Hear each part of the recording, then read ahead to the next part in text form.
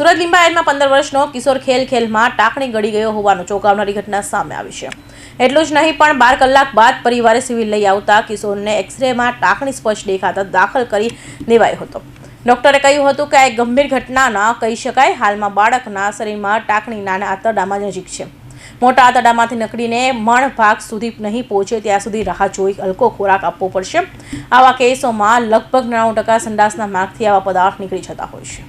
ઘટનાના પગલે પરિવારે જણાવ્યું હતું કે ઘટના મંગળવારની રાતની છે। લિંબાયતમાં રહેતો 15 વર્ષનો અંધનાન અજીત ખાન અન્ય બાળકો સાથે ઘરે નજીક રમી રહ્યો હતો। હાથમાં ટાંકણી ભરી મુઠ્ઠી બંધ કરી એક બાજુનો ભાગ મોઢા પર લઈ હવા અંદર ખેંચતો એક ટાંકણી ગળામાં ઉતરી ગઈ હતી। દર્દના મારે આખી રાત કશું પણ કહ્યા વગર ઘરે આવી સૂઈ ગયો હતો। જોકે સવાર પડતા જ ગળામાં દુખાતા માતાને હકીકત જણાવી હતી। ડોક્ટરે કહ્યું હતું કે આવા સખત પદાર્થ જ્યારે ગળામાં આંતરડામાં કે મળની કોથળીમાં ફસાઈ જતા હોય છે ત્યારે હલકો ખોરાક ખવડાવવાની સલાહ આપવામાં આવે છે, જેના પણ કેળા ખાસ કરીને ખાવાનું કહેવામાં આવે છે, જેને લઈ આવા પદાર્થ ખોરાકની મદદથી મળમાં જઈ સંડાસ વડે 99% નીકળી જાય છે।